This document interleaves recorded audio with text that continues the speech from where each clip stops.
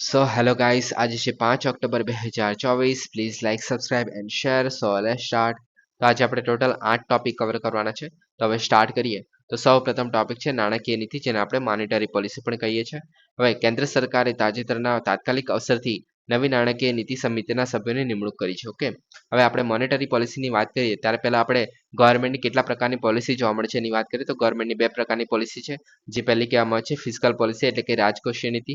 તો આ કોના દ્વારા હેન્ડલ કરવામાં આવે છે તો કે લેજિસ્લેટિવ અને એક્ઝિક્યુટિવ, એટલે કે આપણે જે ધારાસભા અને જે આપણે કારોબારી કહીએ છીએ એટલે કે સરકાર છે એના દ્વારા ફિસ્કલ પોલિસી એટલે કે રાજકોષીય નીતિ જે છે હેન્ડલ કરવામાં આવે છે. ઓકે, આની અંદર શું શું હેન્ડલ થાય છે તો કે ટેક્સીસ એટલે કે કરવેરા, જે આપણે કરવેરા ઇન ધ સેન્સ કે આપણે ઇન્કમ ટેક્સ છે, જીએસટી છે, તો આ બધા જે આપણે કર ભરીએ છીએ. ઓકે, તો તેને હેન્ડલ કરવાનું કામ કરે છે. અને બીજી વસ્તુ છે ગવર્મેન્ટ સ્પેન્ડિંગ. ઓકે, જે આપણે ગવર્મેન્ટ દ્વારા ખર્ચ કરવામાં આવે છે, જેમ કે અલગ અલગ યોજના પર ખર્ચ કરવામાં આવે છે. ઓકે, પછી ગવર્મેન્ટ દ્વારા જે પબ્લિક સેક્ટર અંડરટેકિંગ્સ એટલે કે ગવર્મેન્ટની જે કંપની છે ઓકે તેના પર ખર્ચ કરવામાં આવે છે. પછી રોડ અથવા તો હોસ્પિટલ ને એવું બધું બનાવવા માટે ખર્ચ કરવામાં આવે છે, બ્રિજ ને એવું બધું. ઓકે, તો એના પર જે ખર્ચ કરવામાં આવે છે તો તે બધું એક સાથે મળીને કહેવામાં આવે છે ફિસ્કલ પોલિસી. ઓકે, જે રાજ્ય સરકાર એટલે કેન્દ્ર સરકાર દ્વારા ચાલતી હોય છે. ઓકે, પછી આવે છે બીજી મોનેટરી પોલિસી, જે આપણે સેન્ટ્રલ ગવર્મેન્ટ દ્વારા સેન્ટ્રલ બેંક દ્વારા હેન્ડલ થતી હોય છે. જેમ કે આપણી સેન્ટ્રલ બેંકની વાત કરીએ તો આરબીઆઈ જે છે આપણી ઇન્ડિયાની સેન્ટ્રલ બેંક છે. ઓકે, એવી રીતના અલગ અલગ દેશોની અલગ અલગ જે સેન્ટ્રલ બેંક છે તેના દ્વારા મોનેટરી પોલિસી જે હેન્ડલ કરવામાં આવતી હોય છે. કે મોનેટરી પોલિસીની અંદર શું શું આવી જાય છે તો કે interest rate. Okay, interest rate એટલે કે વ્યાજના દરો, જે આપણે અલગ અલગ જે આપણે લોન લઈએ છીએ. ઓકે, તો એના પર જે વ્યાજના દરો જે છે નક્કી કરવામાં આવે છે, તો એ જે છે અલ્ટિમેટલી આપણે રેગ્યુલેટર આરબીઆઈ છે. ઓકે, તો એના દ્વારા જે એક રીતે રેગ્યુલેટ કરવામાં આવતું હોય છે. પછી આવે છે મની સપ્લાય. ઓકે, જે મતલબ લોકો પાસે કેટલા પૈસા એમના હાથમાં રહેલા છે. ઓકે, અને લોકો કઈ કઈ જગ્યાએ એનો ખર્ચ કરી રહ્યા છે કે પોતાને કઈ કઈ જે માંગ છે એને આપણે ફૂલફિલ કરી રહ્યા છે. ઓકે, તો તે જે છે હેન્ડલ કરવાનું કામ કરવામાં આવે છે મોનેટરી પોલિસી દ્વારા, અને એ જે છે કંટ્રોલ થાય છે આરબીઆઈ દ્વારા. ઓકે, હવે આ બંને વચ્ચેનો જો આપણે ડિફરન્સની વાત કરીએ તો બંને જે છે પહેલા તો મેક્રો ઇકોનોમિક પોલિસી કહેવામાં આવે છે. કે મેક્રો ઇકોનોમિક પોલિસી કેમ તો કે એક દેશના લેવલ પર એક મોટા લેવલ પર કામ કરે છે, એને કારણે આપણે મેક્રો ઇકોનોમિક પોલિસી કહીએ છીએ આને. ઓકે, હવે આની અંદર જે છે રાજકોષીય નીતિ એ સરકાર દ્વારા હેન્ડલ થશે. એની અંદર આપણે ખર્ચના સ્તર અને કરના દરો છે હેન્ડલ કરવામાં આવશે. ઓકે, અને નાણાકીય નીતિ જે છે એ આપણે સેન્ટ્રલ બેંક દ્વારા નક્કી કરાશે. ઓકે, જે નાણાકીય પુરવઠા અને વ્યાજના દરો દ્વારા આપણે હેન્ડલ કરશે. ઓકે, આમાં જે સરકાર દ્વારા નિયંત્રિત છે આ જે છે સેન્ટ્રલ બેંક દ્વારા નિયંત્રિત છે. ઓકે, આર્થિક સ્થિતિને પ્રભાવિત કરવા માટે જે છે મુખ્ય ઉદ્દેશ આનો. ઓકે, અને આ જે છે નાણાંના જે પુરવઠા અને વ્યાજના દરો છે એને પ્રભાવિત કરવા માટેનો મુખ્ય ઉદ્દેશ્ય હોય છે. ઓકે, જે આપણે આરબીઆઈ છે. ઓકે, હવે મુખ્ય સાધનોની વાત કરીએ તો જાહેર ખર્ચ કરવેરા, જાહેર ઉધાર વગેરેનો ઉપયોગ કરીને આ જે છે આ બંને વસ્તુ હેન્ડલ કરવાનું કામ કરશે. ઓકે, અને જે આપણે આરબીઆઈ છે અથવા તો આપણે જે સેન્ટ્રલ બેંક છે, bank rate, cache reserve ratio, statutory liquidity ratio, જે આપણે સીઆરઆર એસએલઆર જે કહીએ છીએ, અથવા તો રેપો રેટ અને રિવર્સ રેપો રેટ ને બધું આવી જાય છે. ઓકે, તો એના દ્વારા આ વસ્તુનો ઉપયોગ કરીને પછી આપણે નાણાંના પુરવઠો અને વ્યાજના દરો છે એને હેન્ડલ કરવાનું કામ કરે છે જે આરબીઆઈ છે તે. ઓકે, તો આ બંને વસ્તુ થઈ ગઈ.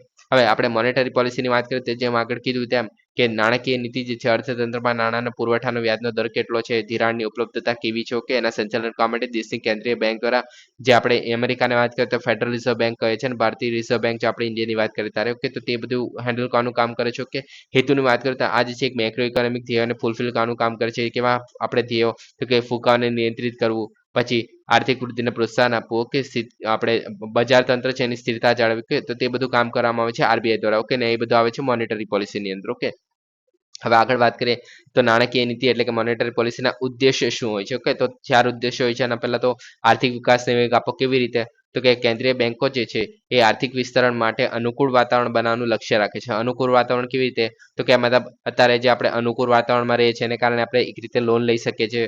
પછી આપણે લોન લઈને પછી આપણે એનો ઉપયોગ જે છે ગાડી ખરીદવા અથવા તો ઘર બનાવવા માટે એવી રીતના આપણે અલગ અલગ વસ્તુ માટે યુઝ કરી શકીએ છીએ. કે પૈસાનો. કે તો તે આપણે અનુકૂળ વાતાવરણ છે એને કારણે છું. કે અનુકૂળ વાતાવરણ ક્યારે નહીં કહેવાય. ઓકે, માની લો કે ધારો કે તમે કોઈ મતલબ 8% અત્યારે વ્યાજ લઈ શકો છો ઘર બનાવવા માટે. ઓકે, પણ એની જગ્યાએ જો વ્યાજનું આપણે દર જે છે એ 16% કરી દેવામાં. ઓકે, તો જે સામાન્ય વ્યક્તિ હશે, એક ગરીબ વ્યક્તિ હશે. ઓકે, તો એ જે છે 16% જેટલું વ્યાજ નહીં લઈ શકે. મતલબ વ્યાજનો દર જે છે એના પર લોન નહીં લઈ શકે, કેમ કે એને ઘણા બધા રૂપિયા આપવાના થઈ જશે. ઓકે, તો એક રીતે ડિમોટિવેટ થઈ જશે ઘર બનાવવા માટે. ઓકે, અને એને કારણે હવે ડિમોટિવેટ તો થઈ ગયો. ઓકે, તો હવે ડિમોટિવેટ થઈ ગયો તો મતલબ એને કારણે જે આપણે ઘર બનાવવા માટે આપણે સિમેન્ટ, રેતી, કચ્ચી ને એવું બધું આપણે લાવતા અને કામદારોને પણ આપણે ઘર બનાવવા માટે રાખતા. ઓકે, તો આપણે જે ડિમોટિવેટ થઈ ગયો એ ઘર બનાવવા માટે, તો આ બધાને રોજગાર નહીં મળે, પ્લસ એમનું જે ઉત્પાદન મતલબ જે માલ સામાન હતો એ પણ વેચાય નહીં. ઓકે, તો એને કારણે જે આખું અર્થતંત્ર જે ચાલવાનું હતું. ઓકે, તો તે પણ આપણે અટકી જશે. ઓકે, તો તેને કારણે આપણે એક અનુકૂળ વાતાવરણ બનાવવું જે છે મહત્વનું બને છે. ઓકે, પછી વ્યાજના દરો અને ધિરાણની ઉપલબ્ધતાને સમાયોજિત કરીને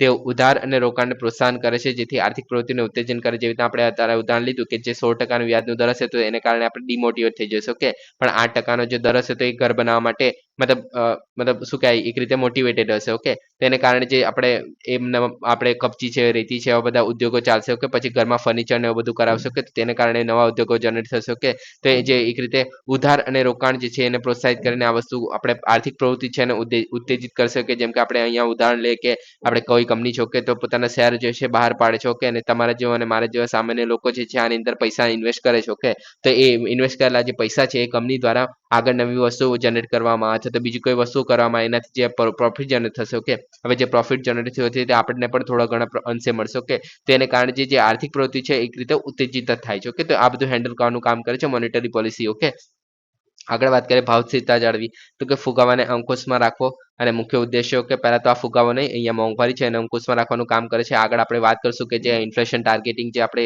મેથડ કહીએ છીએ કે ઇન્ફ્લેશન ટાર્ગેટિંગ મેથડ એટલે કે આપણે જે મોંઘવારી છે એને ટાર્ગેટ કરવામાં આવે છે મોનેટરી પોલિસીની અંદર. ઓકે, એના વિશે પણ આપણે ડિટેલમાં વાત કરશું, થોડી વાર રાહ જોઈ લો. ઓકે, હવે આના મુખ્ય ઉદ્દેશ્ય તો પહેલા તો મોંઘવારીને આપણે ટાર્ગેટ કરવાનો હોય છે. ઓકે, જે સેન્ટ્રલ બેન્કો છે ઉપભોક્તા ખર્ચ અને રોકાણને પ્રભાવિત કરવા માટે વ્યાજના દરોમાં ફેરફાર જેવા સાધનોનો ઉપયોગ કરે છે જેનાથી એકંદરે ભાવ સ્તરને અસર થાય છે. ઓકે, એટલે કે આની અંદર વ્યાજના દરમાં ફેરફાર કરવા માટે આપણે ઘણા બધા ટૂલ્સ છે, જેમ કે આપણે રેપો રેટ છે, રિવર્સ રેપો રેટ છે, અથવા તો જે આપણે એના રેટમાં આપણે વધારો ઘટાડો કરવામાં આવશે. પછી CRR SLR જે આપણે કહીએ છીએ તેના આપણે વધારો ઘટાડો કરીને જે આપણે સેન્ટ્રલ બેંક છે વ્યાજના દરમાં ફેરફાર કરે છે એવા સાધનોનો ઉપયોગ કરે છે જેથી આપણે ઉપભોક્તા ખર્ચ છે અને જે રોકાણ છે એને પ્રભાવિત કરી શકે છે. ઉપભોક્તા ખર્ચ એટલે શું, તો કે ધારો કે આપણે વધારે પડતો લોકો પાસે વધારે પૈસા હશે. ઓકે, તો લોકો પાસે વધારે પૈસા હશે તો એ શું કરશે, તો કે એ ખર્ચ કરશે શેના પર, તો કે પોતાની જરૂરિયાતો પૂરી કરવા માટે. કેવી વાતો કે જરૂરિયાતો ઇન ધ સેન્સ ખાવા પીવાનું તો ખરું જ. ઓકે, પણ એના સિવાય પણ બીજી બધી જરૂરિયાતો જેમ કે ગાડી ખરીદી, મકાન બનાવવું. ઓકે, તો એ બધી જે જરૂરિયાતો છે એને ફૂલફિલ કરવાનું કામ કરશો. કે પણ બધા પાસે જ ઘણા બધા પૈસા છે તો શું થશે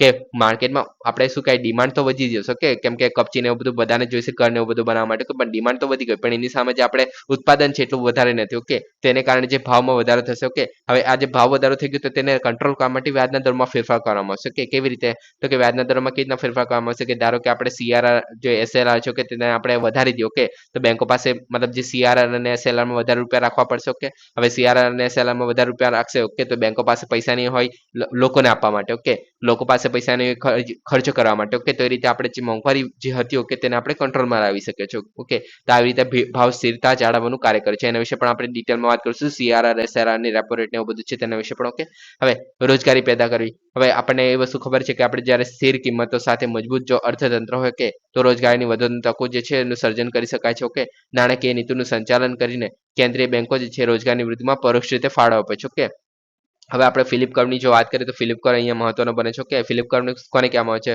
તો કે ઇન્ફ્લેશન રેટ જે આપણે કહે છે. ઓકે, ઇન્ફ્લેશન રેટ એટલે કે જે મોંઘવારીનો જે દર છે તે અને અનએમ્પ્લોયમેન્ટ એટલે કે જે બેરોજગારીનો દર છે. ઓકે, તો તેના વચ્ચેનો જે આપણે ડિફરન્સ છે ઓકે તેના વચ્ચેનો જે આપણે ગ્રાફ છે તેને કહેવામાં આવે છે ફિલિપ કર્વ. ઓકે, આની અંદર શું થાય છે કે જ્યારે આપણે ઇન્ફ્લેશન રેટ એટલે કે જ્યારે આપણે મોંઘવારી જ્યારે વધારે હશે ઓકે ત્યારે બેરોજગારીનો દર જે છે ઓછો હશે. ઓકે, બેરોજગારી જે છે તે 3 છે. ઓકે, અહીંયા જ્યારે આપણે ઇન્ફ્લેશન રેટ જે 4 છે. ઓકે, પણ જ્યારે આપણે મોંઘવારી ઘટવા માંડી છે ત્યારે આપણે જે અનએમ્પ્લોયમેન્ટ એટલે કે બેરોજગારી છે વધવા માંડે છે. ઓકે, તો એને કહેવામાં આવે છે ફિલિપ કર્વ. કેમ કે હવે મોંઘવારી વધશે તો કેવી રીતના ફાયદો થશે કે મોંઘવારી જ્યારે વધે છે ઓકે તો લોકો જે છે ડિમાન્ડ કરશે. ઓકે, મોંઘવારી કેમ વધી રહી છે, કેમ કે લોકો જે છે વસ્તુની ડિમાન્ડ કરી છે કે ભાઈ મને આ વસ્તુ જોઈએ છે, મારે ઘર બનાવવું છે, ગાડી લેવી છે. ઓકે, તો એ બનાવવા માટે લોકો તો હોવા જોઈએ ને એ વસ્તુ બનાવવા, કેમ કે અલ્ટિમેટલી તો લોકો જ બનાવવાનું છે. જે ગાડી છે કંપનીમાં પણ લોકો જ કામ કરે છે ત્યારે કોઈ ગાડી બને છે. ઓકે, તો એ લોકો જે છે આપણે રાખવા પડશે એ બધા કામ કરવા માટે. એને કારણે શું થશે કે લોકો જે છે કંપની છે એ લોકોની ડિમાન્ડ કરશે ભાઈ તમે અમારી કંપનીમાં જે કામ કરવા આવો જેથી અમે ઉત્પાદનને વધારી શકીએ, જેથી લોકોને જે આપણે ફૂલફિલ કરી શકીએ. તો આ જે આખું સર્કલ છે કે ડિમાન્ડ અને સપ્લાયનું. ઓકે, જ્યારે આપણે ડિમાન્ડ કરે છે તો એની સામે આપણને સપ્લાય જે પ્રોવાઈડ કરે છે તો એને તો સપ્લાય આપણે પ્રોવાઈડ કરવા માટે લોકોને કામ આપવું જરૂરી બને છે. ઓકે, તો એ આપણી જે આખી સાયકલ છે તેને આપણે ફૂલફિલ કરવાનું કામ કરે છે. ઓકે, પણ વધારે મોંઘવારી પણ નહીં સારી. ઓકે, આગળ અમુક પોઈન્ટ પછી મોંઘવારી છે આપણે એક રીતે નડવા માંડે છે. ઓકે, પછી વિનિમય દરોને સ્થિર કરવો, જેમ કે આપણે કેન્દ્રીય બેંકો છે એ વિનિમય દરોમાં વધુ પડતી અસ્થિરતાને રોકવા માટે વિદેશી વિનિમય બજારોમાં હસ્તક્ષેપ કરશે. ઓકે, અને જે સ્થિર વિનિમય દરોને આંતરરાષ્ટ્રીય વેપાર અને રોકાણને સરળ બનાવે છે. ઓકે, હવે આને પણ એક્ઝામ્પલ તરીકે આપણે સમજી શકીએ છીએ કે આમાં એક વસ્તુ આપણે માની લઈએ કે 2010માં જે છે $1 જે છે 70 રૂપિયાનો હતો. કે આવું આપણે માની લઈએ છીએ એઝ એક્ઝામ્પલ તરીકે. ઓકે, આપણે માની લઈએ કે અહીંયા 2010 છે. ઓકે, અને અત્યારે જે છે 2020 છે. ઓકે, એવું માની લઈએ છીએ અને અત્યારે જે છે $1 જે કિંમત છે એ 60 રૂપિયા છે. ઓકે, સોરી 80 રૂપિયા છે એવું માની લઈએ. ઓકે, હવે આની અંદર આપણે એક્ઝામ્પલ તરીકે લઈએ કે ધારો કે કોઈ સપ્લાયર છો કે એક્સપોર્ટર છો કે જે આપણે ઇન્ડિયામાંથી કોઈ વસ્તુ બહાર જે છે એક્સપોર્ટ કરી રહ્યો છો કે હવે એક ડોલરની વસ્તુ જે છે એક્સપોર્ટ કરી રહ્યો છે એની સામે એને 70 રૂપિયા મળશે. ઓકે, એટલે કે $1 જે છે ઇન્ડિયાનો વ્યક્તિ છે એક્સપોર્ટ કરી રહ્યો છે કોઈ વસ્તુ, તો એની સામે એને મતલબ ઇન્ડિયાનો $1 એટલે કે આપણે ઇન્ડિયામાં 70 રૂપિયાને મળશે. ઓકે, પણ જ્યારે 2020માં એ જ વ્યક્તિ જે છે એક ડોલરની વસ્તુનું જ્યારે આપણે એક્સપોર્ટ કરી રહ્યો છે ત્યારે એની સામે એને 80 રૂપિયા મળી રહ્યા છે. ઓકે, એટલે તમે જોઈ શકો છો કે 10 વર્ષમાં જે છે $1માંથી જ આપણે મતલબ પેલા 70 રૂપિયા મળતા હતા અને અત્યારે 80 રૂપિયા એટલે કે 10 રૂપિયાનો અત્યારે ફાયદો થઈ રહ્યો છે. ઓકે, પણ એની સામે જે આપણે સપ્લાયની વાત કરીએ, ઓકે, સપ્લાય એટલે કે ઇમ્પોર્ટની વાત કરીએ ત્યારે તો ધારો કે હવે જે એ જ વ્યક્તિ છે $1 2010માં જે છે કોઈ વસ્તુ આપણે મંગાવતો હતો ત્યારે એને $1 એટલે કે 70 રૂપિયાની પડતી હતી. ઓકે, પણ અત્યારે જે એ જ વ્યક્તિ છે અને $1ની જ કોઈ વસ્તુ મંગાવી રહ્યો છે પણ એને અત્યારે 80 રૂપિયાની પડી રહી છે. ઓકે, તો તમે સમજી શકો છો આમાં શું થઈ રહ્યું છે. તો આમાં એને 10 રૂપિયાનું જે છે અત્યારે વધારે નુકસાન થઈ રહ્યું છે. એને 10 રૂપિયા ઓછા મળી રહ્યા, મતલબ 10 રૂપિયા વધારે આપવામાં આવી રહ્યા છે, બહાર આપવા પડે છે. કે પહેલા મતલબ અહીંયા તો 10 રૂપિયાનો ફાયદો થઈ રહ્યો છે કે એને 10 રૂપિયાનો વધારે ફાયદો થઈ રહ્યો છે કે ઇન્ડિયામાં આપણે 10 રૂપિયા વધારે કમાવી શકીએ છીએ. ઓકે, પણ અહીંયા એને 10 રૂપિયા વધારે ચૂકવવા પડે છે. ઓકે, એ જ વસ્તુના. ઓકે, તો એને આપણને કહેવામાં આવે છે વિનિમય દર. ઓકે, તો એને હેન્ડલ કરવું પણ આરબીઆઈનું એક રીતે મહત્વનું બને છે. કેમ કે આપણે ડિમાન્ડ અને સપ્લાય છે એને જાળવવાની હોય છે. કેમ કે આપણે જ્યારે સપ્લાયરની વાત કરીએ તો એને નુકસાન થઈ રહ્યું છે, અહીંયા આપણે ઇમ્પોર્ટરની વાત કરીએ તો સોરી આપણે એક્સપોર્ટરની વાત કરીએ તો એને ફાયદો થઈ રહ્યો છે. ઓકે, તો એ જે આપણે એક રીતે સંતુલન બનાવવું જરૂરી છે. ઓકે, કે આપણે સપ્લાયને પણ ઓછામાં ઓછું નુકસાન થાય અને જે આપણે ઇમ્પોર્ટ કરી રહ્યો છે એને આપણે સોરી જે એક્સપોર્ટ કરી રહ્યો છે તેને પણ ઓછામાં ઓછું આપણે નુકસાન થાય અને જે ઇમ્પોર્ટ કરી રહ્યો છે તેને પણ ઓછામાં ઓછું નુકસાન થાય. ઓકે, તે બંને વચ્ચેનું જે બેલેન્સ છે એ કરવાનું કામ પણ આરબીઆઈ એટલે કે મોનેટરી પોલિસીની અંદર કરવામાં આવે છે. ઓકે, ઓકે, હવે નેક્સ્ટ વાત કરીએ. હવે જે મોનેટરી પોલિસી છે એમાં બે પ્રકારની પોલિસી જોવા મળે છે. તો એક વિસ્તરણકારી નાણાકીય પોલિસી અને જે આપણે એક્સપાન્શનરી મોનેટરી પોલિસી જે કહીએ છીએ. ઓકે, અને બીજી આવે છે સંકોચનકારી જેને આપણે કોન્ટ્રાક્ટરી મોનેટરી પોલિસી કહીએ છીએ. કે એના વિશે આગળ જોઈશું આપણે. ઓકે, હવે વિસ્તરણકારી જે નાણાકીય પોલિસી છે તેને આપણે કોમ્પિટિટિવ મોનેટરી પોલિસી તરીકે ઓળખવામાં આવે છે. કે આનો હેતુ શું છે તો કે વિસ્તરણ. ઓકે, વિસ્તરણ કરવાનું છે. શેનું વિસ્તરણ કરવાનું તો કે વિસ્તરણ કે નાણાકીય પોલિસી એનો મુખ્ય ધ્યેય છે એ અર્થતંત્રમાં નાણાંના પુરવઠાનો વધારો કરવાનો છે કે જે ઘણા પગલા દ્વારા આપણે પ્રાપ્ત કરી શકીએ છીએ. ઓકે, પહેલા તો આનો હેતુ શું છે એ મહત્વનું છે. તો કે આપણે એનો ઉદ્દેશ્ય શું છે કે આપણે વિસ્તરણ કેમ કરવાનું. ઓકે, તો આનો ઉદ્દેશ્ય જે છે પહેલા એ જોઈ લઈએ તો એનાથી આપણને ખબર પડી જશે. ઓકે, તો કે આર્થિક વૃદ્ધિને બળ આપવાનું. કેવી રીતે તો કે વિસ્તરણ નીતિ જે છે વ્યવસાયિક પ્રવૃત્તિઓ, ઉપભોક્તા ખર્ચ અને જે રોકાણ છે એને ઉત્તેજન આપે છે જેથી આર્થિક વૃદ્ધિ તરફ દોરી જઈ શકાય. ઓકે, પછી બેરોજગારીનો દર ઘટાડો કેવી રીતે તો કે આપણે જે આર્થિક પ્રવૃત્તિને વેગ આપીને જે આ નીતિ છે આડકતરી રીતે બેરોજગારીને ઘટાડવામાં ફાળો આપશે. કેવી રીતે તે આપણે આગળ જોયું કે જ્યારે આપણે લોકો પાસે વધારે પૈસા હશે. ઓકે, લોકો પાસે વધારે પૈસા હશે તો વધારે ડિમાન્ડ કરશે, વધારે ડિમાન્ડ કરશે તો આપણે લોકોને રોજગારી આપવી પડશે જેથી એ લોકો એ વસ્તુનું જનરેટ કરી શકે છે, પછી આ લોકોને પ્રોવાઈડ કરી શકે છે. ઓકે, જેથી આપણે રોજગારીને આપણે મતલબ વધારી થશે એટલે બેરોજગારીનો ઘટાડો જોવા મળશે. ઓકે, તો એ રીતે પછી ચેતવણી તો મતલબ ચેતવણી તો આ યાદ રાખવાની જરૂર નથી. ઓકે, પછી આ જે છે આર્થિક વૃદ્ધિને કેવી રીતના બળ આપે છે તો આવી રીતના જોયું કે આપણે એક રીતે આપણે ઉત્પાદન કરશું તો આપણે આર્થિક જે વૃદ્ધિ છે એ થશે. ઓકે, તો એને કારણે જે આપણે શું કહેવાય કે વિસ્તરણકારી જે નીતિ છે ઓકે તે મહત્વની બને છે. ઓકે, હવે કેવી રીતના કરી શકાય છે તો કે વ્યાજના દરોમાં ઘટાડો. ઓકે, હવે આપણે આગળ જોયું કે ધારો કે જ્યારે આપણે કોઈ ઘર બનાવ્યું છે તો 8% વ્યાજનો દર છે. ઓકે, તો એની જગ્યાએ હવે જે છે 16% મતલબ 8% હતું એની જગ્યાએ હવે માની લઈએ કે 7% કરી દીધું. ઓકે, તો વ્યાજના દરોમાં આપણે ફેરફાર કર્યો. ઓકે, તો વ્યાજના દરોમાં ફેરફાર કરશું તો આપણે 7% એટલે કે જે લોકો છે એ વધારે પૈસા ઉઘરાવી શકશે. ઓકે, તો ઉઘરાવી શકશે એને કારણે શું થશે હવે એ બીજી રીતે જોઈએ કે ધારો કે બેંક બી છે. ઓકે, તો આરબીઆઈ પાસેથી જ્યારે પૈસા લેવાના હોય છે. ઓકે, તો બેંકમાં અનામતની જે જરૂરિયાત હોય છે. ઓકે, બેંકની અનામત એટલે કે આપણે જે સીઆરઆર છે, એસએલઆર છે એ બધા હોય છે. ઓકે, તો એમાં પણ જે આપણે પૈસા રાખીએ છીએ જેમ કે આપણે સીઆરઆરમાં 4% જેટલા હોય છે અને એસએલઆરમાં જે છે બેંક જે છે 18% જેટલા રૂપિયા રાખતી હોય છે. ઓકે, જે આપણે લોન તરીકે આપી નથી શકતી. ઓકે, હવે જો આમાં આપણે ઘટાડો કરી દઈએ. ઓકે, 3% સોરી 4%ની જગ્યાએ આપણે 2% કરી દઈએ અને 18%ની જગ્યાએ ધારો કે આપણે 6% કરી દઈએ. ઓકે, તો બેંકો છે એની પાસે વધારે પૈસા આવી જશે કે એ જે પૈસા છે એ બેંકો જે છે એ વ્યક્તિઓ એટલે કે જે નોર્મલ લોકો છે, ગ્રાહકો છે એના. ઓકે, તો તેમને વધારે પૈસા આપી શકશે. ઓકે, એ વધારે પૈસા આવ્યા એ પૈસાનો ઉપયોગ જે છે ગ્રાહકો અલગ અલગ રીતે ડિમાન્ડ કરશે. ઓકે, એના ડિમાન્ડ કરશે એને કારણે ઉત્પાદન આપણે જનરેટ કરવું પડશે. એનું ઉત્પાદન જનરેટ કરશો એના માટે આપણે બેરોજગારી મતલબ એક રીતે આપણે રોજગારી આપવી પડશે જેથી લોકો એને વધારે જનરેટ કરી શકે જે વસ્તુઓ છે. ઓકે, અને પછી આપણે મતલબ એ પૈસા આપણે મતલબ એ રીતે આપણે એક રીતે ગ્રો કરી રહ્યા છે કે આપણે ઉત્પાદન વધી રહ્યું છે, પૈસાનો આપણે ઇન્ફ્લુઅન્સ વધી રહ્યું છે. ઓકે, તો એ રીતે આપણે એને કહેવામાં આવે છે વિસ્તરણકારી નીતિ. ઓકે, પછી સરકારી સિક્યોરિટીઝની ખરીદી. ઓકે, એટલે કે આરબીઆઈ જે છે ભારતીય રિઝર્વ બેંક જે છે એ રોકડ ચૂકવીને જે સરકારી જામીનગીરીઓ ખરીદે છે જેથી બજારમાં નાણાંનું દાખલ કરી શકે. ઓકે, એટલે કે આને ઇન્જેક્શન કહેવામાં આવે છે. ઓકે, મની ઇન્જેક્શન જે કહીએ છીએ. ઓકે, હવે સરકારી સિક્યોરિટી તમને બધાને ખબર છે કે આરબીઆઈ જે છે એ આપણે પૈસા આપવા હોય મતલબ કોઈ પણ બેંકે જે જ્યારે પૈસા લેવા હોય કે આરબીઆઈ પાસેથી તે પોતાના જે પોતાની પાસે આપણે ટી બિલ અથવા તો સિક્યોરિટી અથવા તો ગવર્મેન્ટ સિક્યુરિટી છે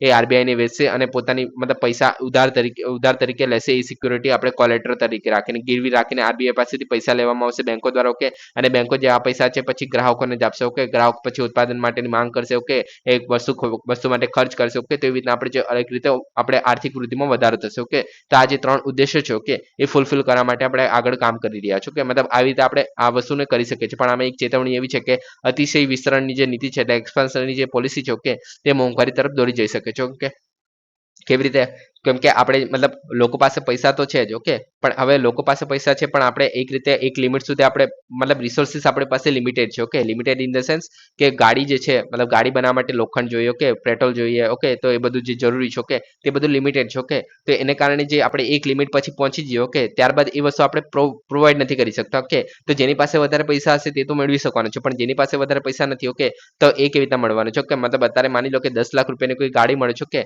પણ હવે જો મોંઘવારી મતલબ ભાવ મતલબ માંગ વધી રહી છે તો ઓબ્વિયસ વસ્તુ છે કે આપણે ભાવમાં એનો વધારો થવાનો છે કે ધારો કે આપણે 100 લાખની મળશે ઓકે 1 કરોડ રૂપિયાની મળશે ઓકે તો એ જ છે આપણે મોંઘવારી વધી ગઈ ઓકે તો આપણે એનું કોઈ સોલ્યુશન નથી ઓકે તો એવું થઈ ગયું છે તો એના આપણે સોલ્યુશન શું છે તો કે આપણે સંકોચનકારી જે આપણે નીતિ અપનાવી પડે ઓકે હવે સંકોચનકારી નીતિ આપણે જે છે એનો ઉદ્દેશ્ય શું હોય છે તો કે મોંઘવારીને ઘટાડવાનો હોય છે કે કેવી રીતે તો કે સંકોચનકારી નીતિ જે છે બજારમાં ઉપલબ્ધ નાણાં છે એને મર્યાદિત કરે છે અને મોંઘવારીને નિયંત્રિત કરે છે ઓકે હવે નાણાં મર્યાદિત કેવી રીતના કરવામાં આવે છે કે આવી રીતે કરવામાં આવે છે જેમ કે વ્યાજના દરોમાં વધારો કરવો પછી બેંકો માટે અનામતની જરૂરિયાતને વધારવી ઓકે સરકારી બોન્ડ છે એનું વેચાણ કરવું ઓકે જેમાં આપણે આગળ જોયેલું કે કોન્ટ્રાક્ટરની જે આપણે વાત કરતા હતા તો એમાં જે છે વ્યાજના દરોમાં ઘટાડો કરેલો કે આમાં ઉલટું કરવાનું છે કે વ્યાજના દરોમાં વધારો કરવાનો જેથી શું થશે તો કે વ્યાજના દરોમાં આપણે વધારો કરશું તો ઉચ્ચ વ્યાજના દરો છે એ ઋણને ખર્ચાળ બનાવશે ઓકે અને ખર્ચ અને રોકાણને નિરુત્સાહી કરશે ઓકે નાણાંનો પુરવઠો ઘટાડે છે કેવી રીતના જેમ કે આપણે આગળ ઉદાહરણ લીધેલું કે 8% જે આપણે હાઉસનું લોન હતું એની જગ્યાએ જો આપણે 16% જો આપણે કરી દઈએ તો લોકો જે છે એમાં ઇન્ટરેસ્ટેડ નહીં રહે ઓકે એને કારણે શું થશે કે લોકોએ જે છે વધારે પૈસા આપવા પડશે એ જ ઘર બનાવવા માટે ઓકે તો એ જે છે વ્યક્તિ જે ઘર બનાવવાનો હતો તે નિરુત્સાહી થઈ જશે કે આટલા બધા પૈસા મને નહીં પોસાય ઓકે એ રીતે ઓકે પછી જે આપણે મતલબ આ રીતે નિરુત્સાહી થઈ ગયો ઓકે તો આપણે જે રેતીને બધું તો છે જ ઓકે કે એનું ઉત્પાદન આપણે મતલબ એક રીતે માંગ જે છે ઘટી ગયો ઓકે તેને કારણે જે એના ભાવ રેતીના કપચીના ને બધા ભાવ છે એ ઘટી જશે ઓકે તો એ રીતે આપણે વ્યાજના દરમાં ફેરફાર કરીએ તો આપણે એક રીતે આપણે જે મોંઘવારી છે તેને આપણે કંટ્રોલ કરી શકીએ છીએ પછી બેંકની અનામતની જરૂરિયાત છે વધારવી ઓકે જે આપણે સીઆરઆર એસએલઆર છે ઓકે તો આમાં જો આપણે વધારો કરી દઈએ ઓકે તો આપણે જોઈ લો કે જે 4% છે અને 18% જે છે આપણે સીઆરઆર અને એસએલઆર ઓકે તો આમાં જે 18% ને મતલબ 4% જે હતું તો એને કારણે બેંક પાસે વધારે પૈસા હતા એન્ડ એ જે છે લોકોને વધારે પૈસા આપી શકતી હતી પણ હવે જે 4%ની જગ્યાએ જો આપણે 10% કરી દઈએ અને 18%ની જગ્યાએ જે આપણે 28% કરી દઈએ ઓકે તો જે બેંકો છે એની પાસે ઓછા પૈસા થઈ જશે કેમ કે એને આ જગ્યાએ વધારે પૈસા રોકવાના છે ઓકે સીઆરઆર અને એસએલઆરમાં ઓકે તો એને કારણે જે બેંક પાસે ઓછા પૈસા છે તો લોકો પાસે ઓછા પૈસા જશે ઓકે લોકો વધારે ખર્ચ નહીં કરે ઓકે લોકો ખર્ચ નહીં કરે તો ડિમાન્ડ નહીં જનરેટ થાય લોકોની ડિમાન્ડ નહીં જનરેટ થાય તો લોકો ઉત્પાદન ઘટાડશે કોઈ ઉત્પાદન ઘટાડશે તો આપણે જે એક રીતે માંગ હતી તે ઘટી ગઈ તો માંગ ઘટી ગઈ તો આપણે એક રીતે જે પૈસા છે મતલબ ડિમાન્ડ છે એ ઘટી ગઈ ઓકે અને એને કારણે જે ડિમાન્ડ ઘટી ગઈ તો પ્રાઇસીસ છે ઓટોમેટિકલી નીચે આવી જશે ઓકે તો એ રીતે આખી સિસ્ટમ કામ કરશે ઓકે પછી સરકારી બોન્ડ્સનું વેચાણ એટલે કે જે આપણે આગળ જોયેલું કે જે સરકારી બોન્ડ છે એમાં જે મતલબ જે આરબીઆઈ છે સિક્યુરિટી ખરીદે છે ઓકે પણ આમાં ઉલટું કરવામાં આવશે કે જે આરબીઆઈ છે એ સરકારી બોન્ડ્સ વેચવા માંડશે કેવી રીતે ઓકે એટલે કે આરબીઆઈ જે છે પહેલા ખરીદતી હતી બોન્ડ ઓકે તો એની જગ્યાએ હવે વેચવા માંડશે એનાથી શું થશે તો કે જે આરબીઆઈ જે છે પૈસા આપતી હતી એ બોન્ડ્સ ખરીદવા માટે ઓકે પણ હવે શું થશે કે આરબીઆઈ જે છે એ સિક્યુરિટીઝ ખરીદી રહી છે ઓકે વેચી રહી છે ઓકે તેને કારણે જે બેંકો પાસે જે મતલબ જે પૈસા છે એ આરબીઆઈ પાસે આવી રહ્યા છે ઓકે એટલે કે બજારમાંથી આપણે પૈસા એક રીતે ખેંચી રહ્યા છે આરબીઆઈ દ્વારા ઓકે આરબીઆઈ જે છે બજારમાંથી પૈસા ખેંચી રહી છે એને કારણે શું થશે કે બેંકો પાસે મતલબ પૈસા ઓછા હશે તો બેંકો પાસે ઓછા પૈસા હશે તેમ પછી આગળ જે રિપીટ કર્યું મેં તે જ વસ્તુ થશે ઓકે તો આ રીતે આખી સાયકલ ચાલશે ઓકે તો આ વસ્તુ કરવામાં આવશે સંકોચનકારી નાણાકીય પદ્ધતિમાં ઓકે પછી આ બે વસ્તુ સમજી ગયા ઓકે મારા ખ્યાલથી સમજી ગયા હશો કે જે વિસ્તરણકારી છે અને સંકોચનકારી નીતિ છે ઓકે હવે તમે નામ સમજ્યા હોય તો મને ફરીથી એકવાર કોમેન્ટ કરી દેશો હું ફરીથી મતલબ અલગથી એક વિડીયો બનાવી દઈશું કે આની માટેનો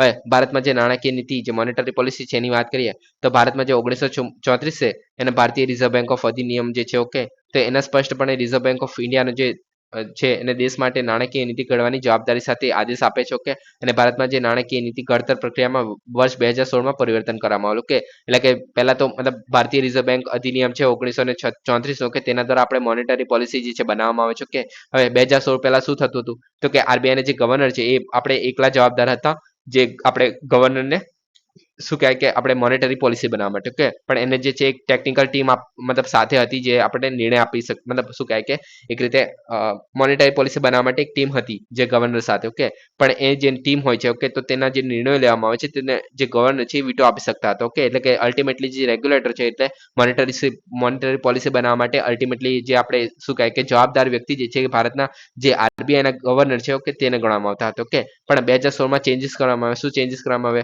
તો કે નાણાકીય નીતિ સમિતિ બનાવવામાં જ્યાં આપણે મોનેટરી પોલિસી કમિટી કહીએ છીએ કે એના વિશે પણ આપણે વાત કરશું કે 2016ના જે ફાઇનાન્સ એક્ટ છે 1934 ઓકે તે એકમાં સુધારો કરવામાં આવેલો કે એના દ્વારા આપણે નાણાકીય નીતિ સમિતિ બનાવવામાં આવેલી ઓકે અને હાલમાં જે ભારતમાં નાણાકીય નીતિ સમિતિ છે ઓકે તેના દ્વારા જે મોનેટરી પોલિસી છે એ બનાવવામાં આવે છે ઓકે હવે આગળ વાત કરીએ ભારતમાં ફ્લેક્સિબલ ઇન્ફ્લેશન ટાર્ગેટ ઓકે જે આપણે આગળ વાત કરી કે ફ્લેક્સિબલ ઇન્ફ્લેશન ટાર્ગેટ આની અંદર શું કરવાનું છે કે ઇન્ફ્લેશનને ટાર્ગેટ કરવાનું છે ઓકે એટલે કે મોંઘવારીને આપણે ટાર્ગેટ કરવાનું છે ઓકે તો આની આપણે પૃષ્ઠભૂમિ જોઈએ તો 2015 સુધી શું કરવામાં આવતું હતું તો કે જે આપણે ભારતીય રિઝર્વ બેંક છે એ સરકારે જે મોનેટરી પોલિસી ફ્રેમવર્ક છે એના કરાર કરેલો ઓકે એટલે કે પ્રાથમિક ઉદ્દેશ્ય જે છે વૃદ્ધિને ધ્યાનમાં લેતી વખતે ભાવ સ્થિરતા સુનિશ્ચિત કરવાનો હતો ઓકે એટલે કે ભાવ સ્થિરતા આપણે રાખવાની હોય ઓકે પરિણામે 1936નું જે આરબીઆઈ એક્ટ છે ઓકે એમાં સુધારો કરવામાં આવ્યો અને જે આપણે ફિટ ફ્રેમવર્ક છે 2016માં એમાં અપનાવવામાં આવેલો ઓકે એટલે કે આપણે જે ફિટ એટલે કે આપણે ફ્લેક્સિબલ ઇન્ફ્લેશન ટાર્ગેટ છે ઓકે તો તે આપણે ધ્યાનમાં રાખવામાં આવ્યું 2016 થી ઓકે અગ્રણી જોગવાઈની વાત કરીએ તો મોંઘવારી જે લક્ષ્યાંકો છે ઇન્ફ્લેશન ટાર્ગેટિંગ જે આપણે કહે છે ઓકે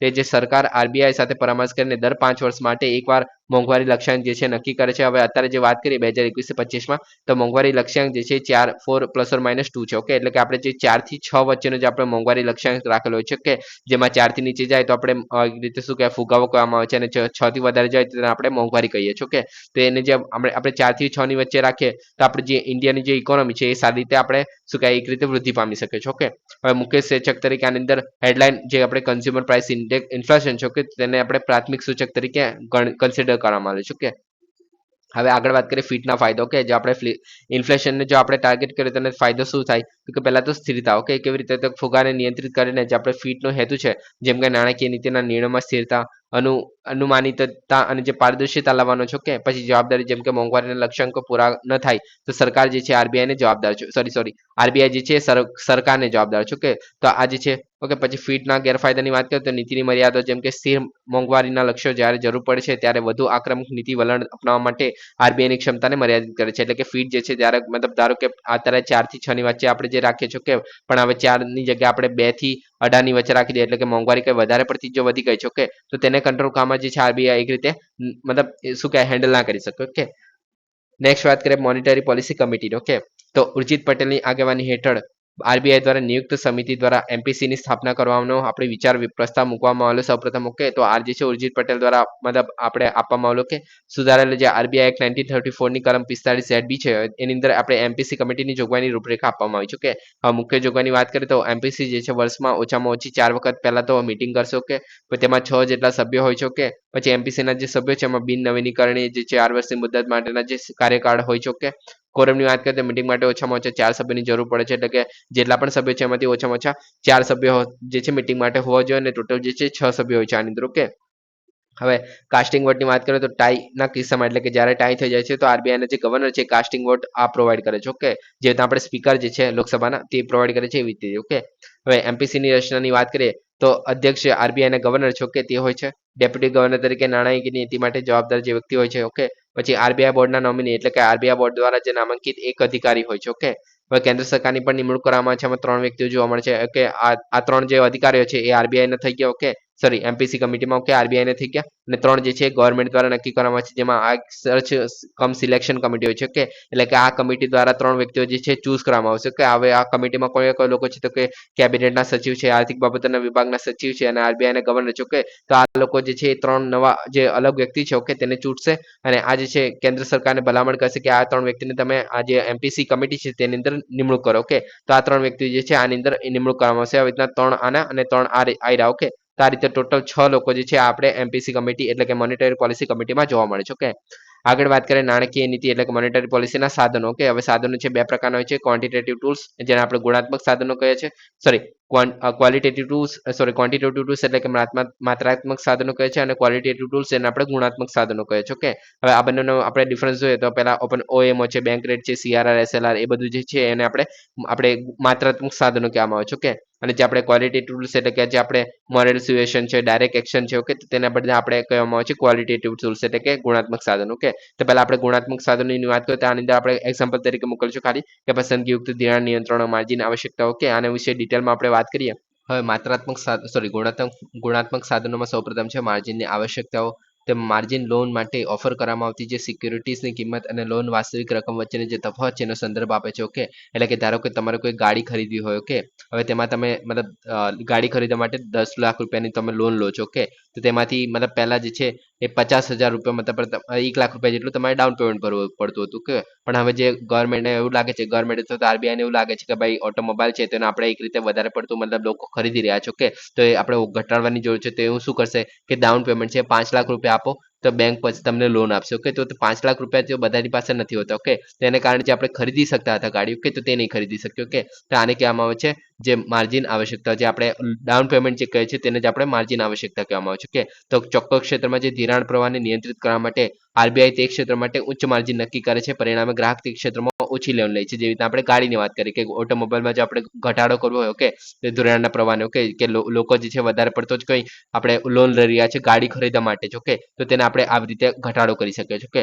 પછી ઉપભોક્તા ધિરાણ નિયમન. ઓકે, તો કન્ઝ્યુમર ક્રેડિટ અને કન્ઝ્યુમર ડ્યુરેબલ્સ, ઓકે, જેમ કે ઉપકરણો છે, ઇલેક્ટ્રોનિક્સ એ ખરીદવા માટે કોમર્શિયલ બેંકો દ્વારા આપવામાં આવતી ક્રેડિટ. ઓકે, એટલે કે આપણે જ્યારે ઇલેક્ટ્રિક વાહનોની વાત કરીએ છીએ, ઓકે, તો ઇલેક્ટ્રિક વાહન માટે જે આપણે અલગ અલગ જે આપણે શું કહે એક રીતે ક્રેડિટ આપવામાં આવે છે. જેમ કે આપણે તમે મતલબ 1 લાખ રૂપિયાની જો ગાડી લેશો તો તેમના 50,000 રૂપિયા જે છે એ તમને ક્રેડિટ આપવામાં આવશે કે તમે ઇઝીલી એને ખરીદી શકો છો. તો એ રીતે જે અલગ અલગ જે ક્રેડિટ આપવામાં આવતી હોય છે, ઓકે, એક રીતે લોન આપવામાં આવતું હોય છે. ઓકે, તે કોઈ આપણે સેક્ટર છે, પર્ટિક્યુલર સેક્ટર જે ઇલેક્ટ્રોનિક્સ માટેનું છે, ઉપકરણો માટેનું છે, ગાડી માટેનું છે, કે તો તેને વધારવા માટે આપણે એક રીતે કામ કરી શકીએ છીએ. ઓકે, જ્યારે અમુક ઉપભોક્તા ચીજ વસ્તુની જે વધુ પડતી માંગ હોય, ઓકે, તો એ જે છે ઊંચા ભાવ તરફ દોરી જાય છે. ઓકે, જ્યારે આરબીઆઈ જે છે ગ્રાહક ધિરાણના દ્વારા એને ઘટાડે છે. ઓકે, જેમ કે આપણે ઇલેક્ટ્રિક વાહન જો આપણે મતલબ બનાવવું ઘણું મોંઘું છે. ઓકે, તો એને કારણે જે એમને મતલબ વધારે પડતી જે પ્રાઇસ છે, ઓકે, તો તેને આપણે ઘટાડવા માટે આરબીઆઈ દ્વારા ક્રેડિટ આપવામાં આવે છે. તો એને કારણે જે પૈસા છે તે આપણે મતલબ ઘટી જશે. ઓકે, પછી આમાં ડાઉન પેમેન્ટમાં વધારો, ચૂકવણી માટે જે હપ્તાઓની સંખ્યા ઘટાડવી. ઓકે, તો એના દ્વારા એને કંટ્રોલ પણ કરી શકે છે. જેમ કે આપણે ઇલેક્ટ્રિક વાહનનું વેચાણ કરવાનું છે તો એના માટે ક્રેડિટ પ્રોવાઈડ કરવામાં આવે છે. ઓકે,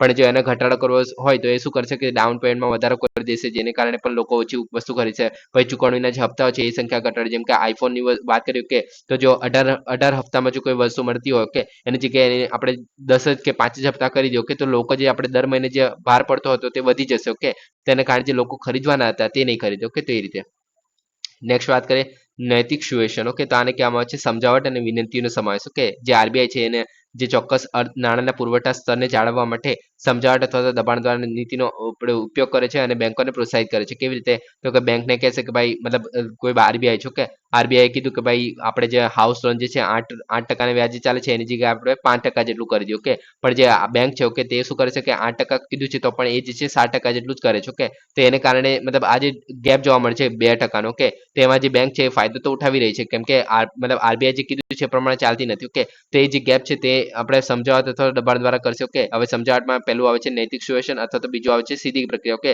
હવે આરબીઆઈ કીધું એક વખત કીધું પણ એ નથી માનતું. ઓકે, તો પછી 2-3 વખત કહેશે તો પણ નથી માનતું. તો આરબીઆઈ શું કરશે કે જે કમર્શિયલ બેંકો છે અને મધ્યસ્થી બેંકોના ઉદ્દેશ્ય સાથે સહકારને કરતી હોય તો એના પર દંડ અને વ્યાજનો દરો લાગશે અથવા તો બિલ સોરી ડિસ્કાઉન્ટ બિલ છે તો તેનો ઇનકાર કરશે. તો એવું બધું કરવામાં આવશે આરબીઆઈ દ્વારા એની વ્યાત બનાવવા માટે. ઓકે, જેથી એ પોતાની જે પોલિસી છે એને ચેન્જીસ કરી શકે. જેમ કે આપણે 8% થી 5% કર્યું છે તો એ 7% જ રાખ્યું છે તો એ 7%ની જગ્યાએ 5% કરે તો એવું કહેવામાં આવશે આરબીઆઈ દ્વારા આવું બધું કરીને. ઓકે, એવું કરાવવામાં આવશે. ઓકે, પછી ધિરાણ અથવા તો ક્રેડિટની તોચ મર્યાદાનું રેશનિંગ. ઓકે, તો શેડ્યુલ કમર્શિયલ બેંક છે એ આપી શકે તેટલી લોનની રકમ જે છે એ એના પર રકમ પર જે આરબીઆઈના મહત્તમ મર્યાદિત સીલિંગ સેટ કરે છે. ઓકે, પરિણામે જે શેડ્યુલ કમર્શિયલ બેંક છે જાહેર જનતાને લોન આપવા માટે વધુ સાવધ બનશે. ઓકે, એટલે કે હવે લોનની રકમ પર આરબીઆઈ જે છે મહત્તમ મર્યાદા લગાડી શકશે. કે એટલે કે ધારો કે મતલબ શેડ્યુલ કમર્શિયલ બેંક છે એ કહે છે કે ભાઈ તમે 8% મતલબ 8% જે હાઉસ લોન ચાલે છે. ઓકે, આરબીઆઈ કહે છે કે ભાઈ તમે 8% મતલબ 8%ની જગ્યાએ હવે સોરી 16% જેટલું લોન આપો. કે મતલબ 16%ના વ્યાજ દરે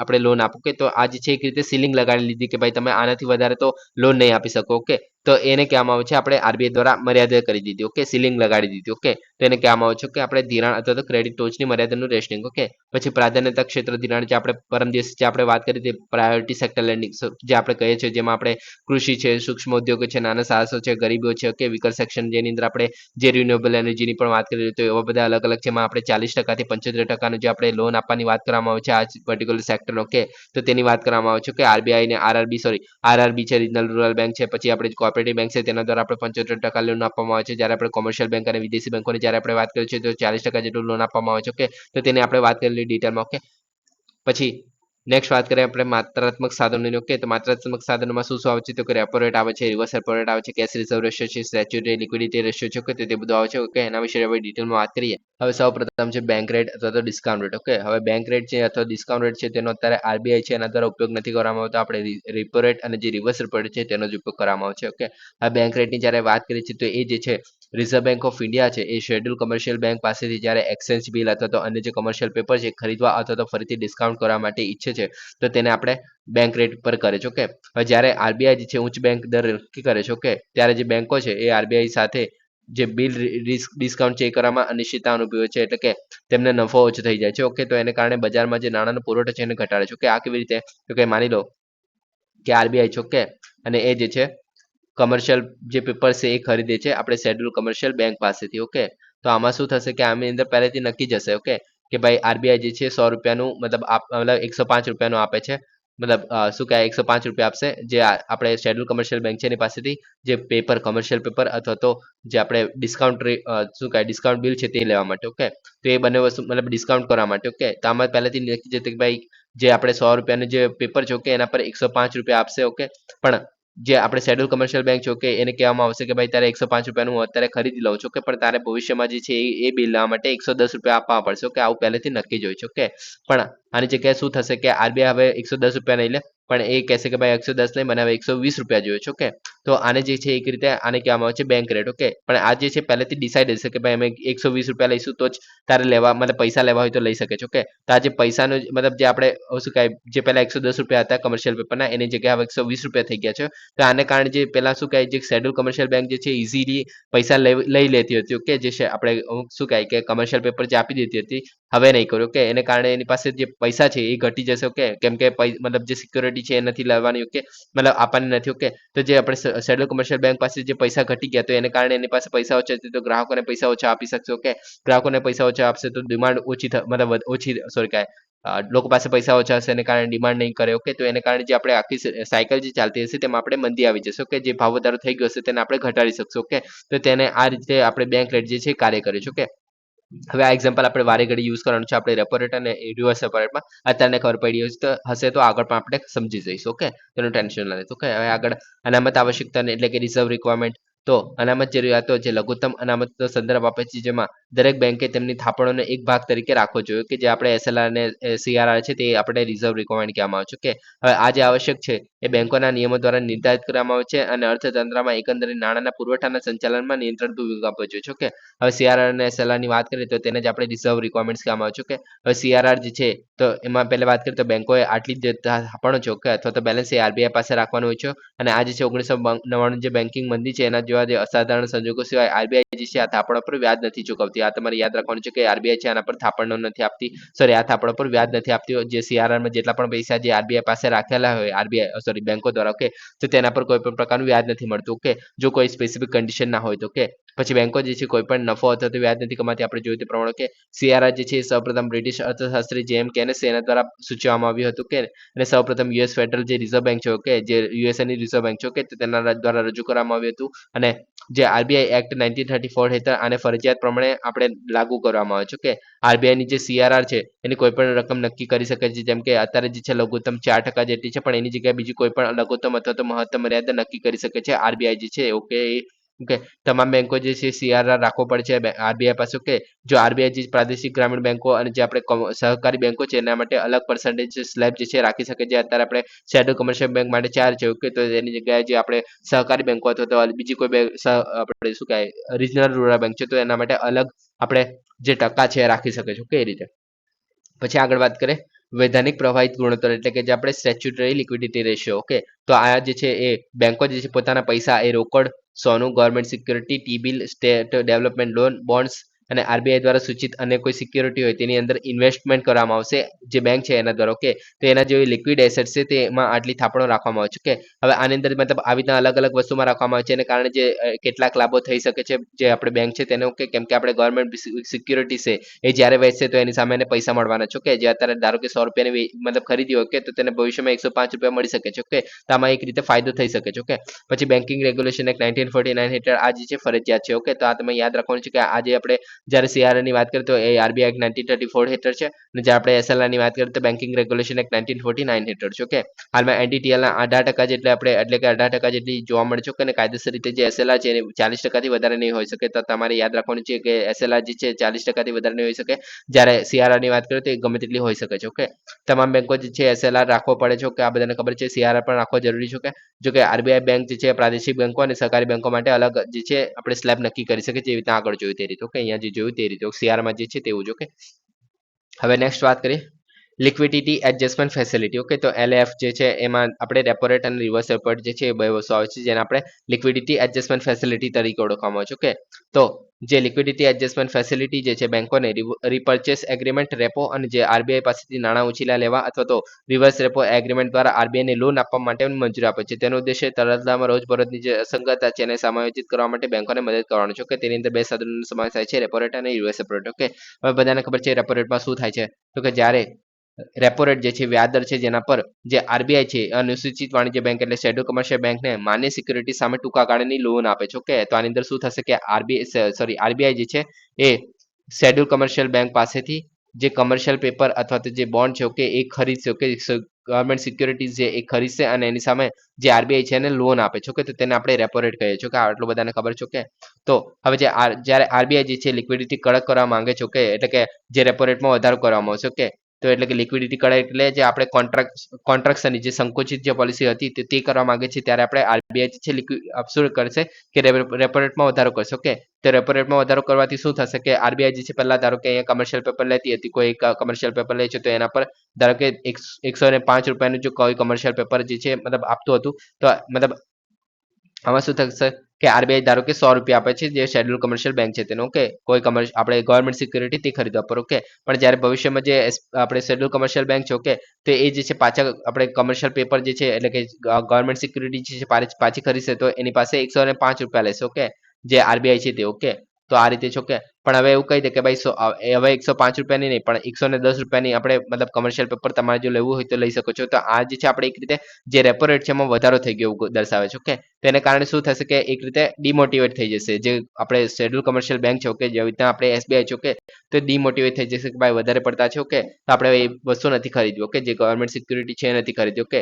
તો એને કારણે જે એસબીઆઈને જે પૈસા મળતા હતા, ઓકે, જે આપણે 100 રૂપિયા મળેલા, ઓકે, તે નહીં મળે. ઓકે, જેથી આપણે જે એસબીઆઈ પાસેથી 100 રૂપિયા મતલબ જે ગ્રાહકોને પૈસા આપવા માટે ઓછા પૈસા હશે એને કારણે જે પૈસા મતલબ ઓછા છે એને કારણે ગ્રાહકો પાસે પણ ઓછા પૈસા પહોંચશે. તો એ ગ્રાહકો જે ખર્ચ કરવાના હતા કોઈ વસ્તુ ખરીદવા માટે, કે તો એ ખર્ચ નહીં કરે, ડિમાન્ડ ઘટી જશે એને કારણે મોંઘવારી છે એ પણ ઘટી જશે. તો આ રીતે રેપો રેટમાં જો આપણે વધારો કરીએ છીએ તો એનાથી બેંકોમાં ઋણ મોંઘું બને છે. ઓકે, અને કારણે અર્થતંત્રમાં નાણાંનો પુરવઠો ઘટે છે. ઓકે, અને કારણે જે આરબીઆઈ લિક્વિડિટી કડક કરી એવું કહેવામાં આવે છે. ઓકે, ને અને તેનાથી વિપરીત જે રેપો રેટ જો આપણે ઘટાડવામાં આવે તો ઉધાર લેવાનું પ્રોત્સાહન મળે છે. ઓકે, જે રીતના આપણે ઉપર ઉદાહરણ જોયું જો રેપો રેટમાં વધારો કરવામાં આવે છે તો એના અર્થતંત્રમાં કોઈ રીતના પુરવઠો ઘટી જાય છે. ઓકે, તે રીતના આપણે જો લોનને પ્રોત્સાહન આપવું હોય તો એ રીતે આર્થિક પ્રવૃત્તિને ઉત્તેજન મળવા માટે આપણે રેપો રેટ જે છે આપણે ઘટાડી શકીએ છીએ. તો એને કારણે જે આપણે મતલબ અર્થતંત્રને આપણે એક રીતે બુસ્ટ કરી શકીએ છીએ, કેમ કે લોકો પાસે પૈસા આવશે અને લોકો વધારે ખર્ચ કરશે, એના કારણે આપણે ઉત્પાદન કરવું પડશે. ઓકે, અને ઉત્પાદન કરશું તો બેરોજગારીમાં ઘટાડો થશે અને ઉત્પાદન થશે. ઓકે, એ રીતે અને હાલમાં જે 6.50% જેટલું આપણે રેપો રેટ જોવા મળે છે. ઓકે, આના કરતા ઉલટું વાત કરીએ તો રિવર્સ રેપો રેટ. ઓકે, તો રિવર્સ રેપો રેટમાં આના કરતા ઉલટું થશે. ઓકે, તો જે આની અંદર શું ઉલટું થશે તો કે પહેલા જે આરબીઆઈ જે છે શેડ્યુલ કમર્શિયલ બેંક પાસેથી આપણે લેતું હતું, જે આપણે શું કહેવાય કમર્શિયલ પેપર અથવા તો ગવર્મેન્ટ સિક્યુરિટી જે લેતી હતી. ઓકે, પણ આની જગ્યાએ ઉલટું થશે કે જે આરબીઆઈ છે એ જે છે એ ગવર્મેન્ટ સિક્યુરિટી જે છે મતલબ આ જે શેડ્યુલ કમર્શિયલ બેંક છે એને આપશે. ઓકે, અને એની સામે જે આરબીઆઈને પૈસા આપશે જે શેડ્યુલ કમર્શિયલ બેંક છે તે. ઓકે, તો આનાથી શું થશે તો કે જે શેડ્યુલ કમર્શિયલ બેંક છે, ઓકે, હવે આમાં એક વસ્તુ છે કે તમારે જે એસસીબી છે, ઓકે, જે શેડ્યુલ કમર્શિયલ બેંક છે રિવર્સ રેપો રેટ દ્વારા જે આરબીઆઈ પાસે તેમના વધારાનું ભંડોળ છે, ઓકે, તે પાર કરવા માટેની મંજૂરી આપે છે.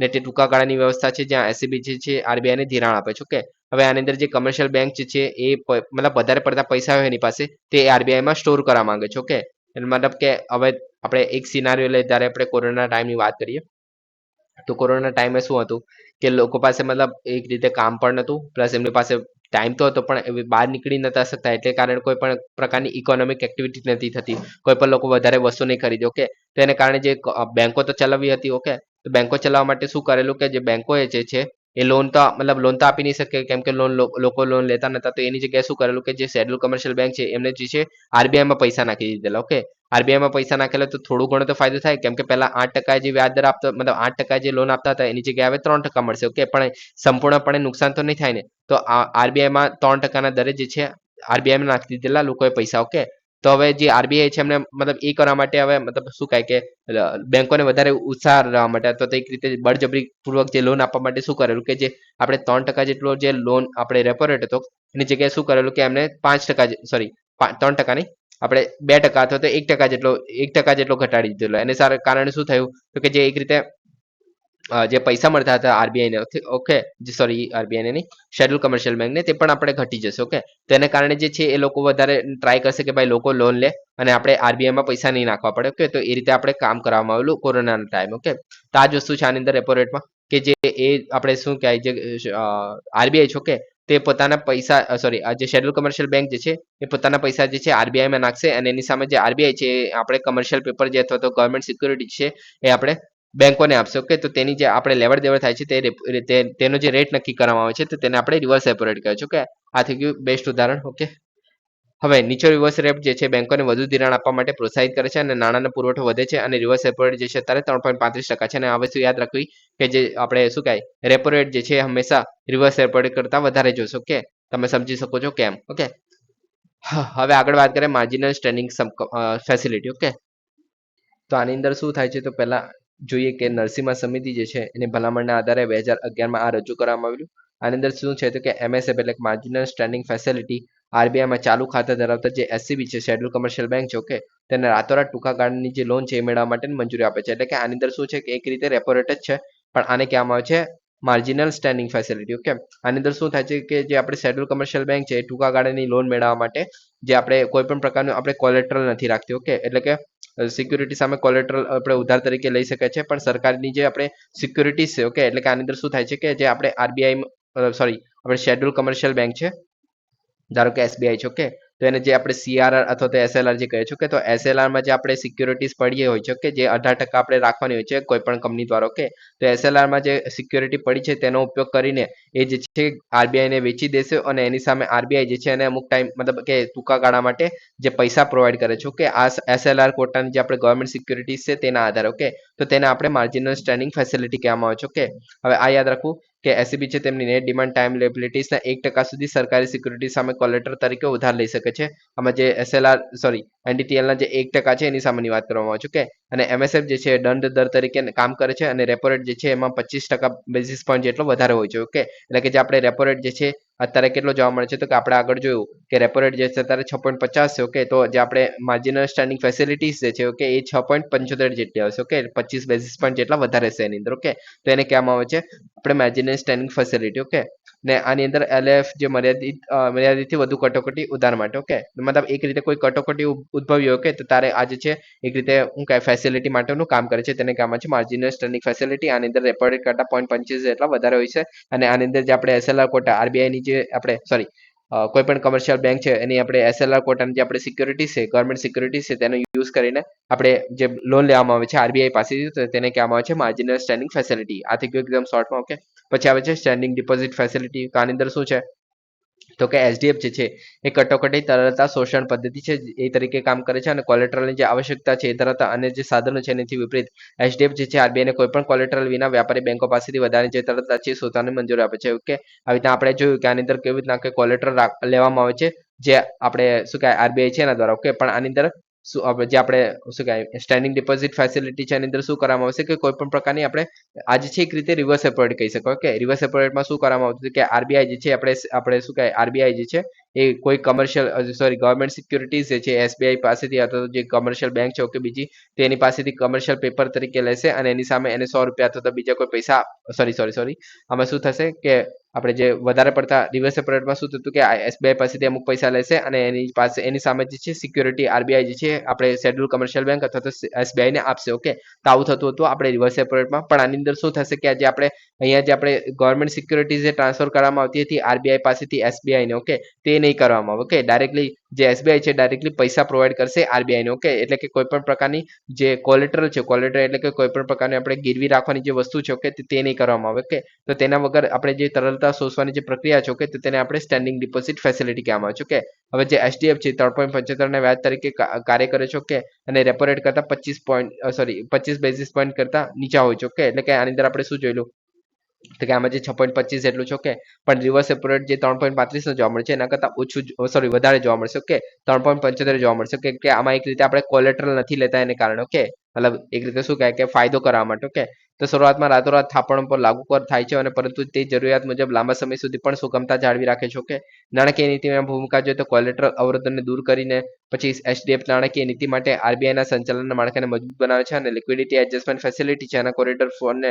જે તરીકે ડિસ્કાઉન્ટ રેટ રિવર્સ રેપો રેટને બદલે છે. ઓકે, હવે આમાં ફિક્સ રિવર્સ રેટ છે તેને બદલવાનું કામ કરે છે. હવે આ જે શું કહે કે ફેસિલિટી કોરિડોર જે ફ્લોર છે. ઓકે, તો એ જ છે એક રીતે જે આપણે રિવર્સ રેપો રેટ જે છે એનું આપણે કેવું જોવા મળે છે કે 3.35 જોવા મળે છે. તો એ જે છે રિવર્સ રેપો રેટ સૌથી નીચે આવે છે. ઓકે, ત્યારબાદ આપણને આવશે એમએસએફ નહીં, એચડીએફ. એચડીએફ આપણે સ્ટેન્ડિંગ ડિપોઝિટ ફેસિલિટી આવશે જેમાં 3.75 જેટલો રેટ જોવા મળે છે. કે ત્યારબાદ આવશે એચડીએફ. ઓકે, એચડીએફ ને આપણે રેપો રેટ આવશે જેમાં આપણે જોવા મળે છે 6.50 જેટલો અને ત્યારબાદ આવશે એચડીએફ. ઓકે, એમએસએફ, યાર ચાર વખત ભૂલ થઈ. ઓકે, એમએસએફ આવશે જેમાં આપણે 6.75 જોવા મળે છે. ઓકે, તો આપણે જે 3.35 થી 6.75 જેટલો જે રેટ જોવા મળે છે. ઓકે, તો એને કહેવામાં આવે છે ફ્લોર. ઓકે, જે આપણે એક મિનિમમ મતલબ ફ્લોર કોરિડોર ફ્લોર કહેવામાં આવે છે. Facility liquidity adjustment corridor floor કહેવામાં આવે છે. ઓકે, તો એની અંદર 4 વસ્તુ આવી જાય છે. ફરીથી એકવાર બોલી જાઉં છું.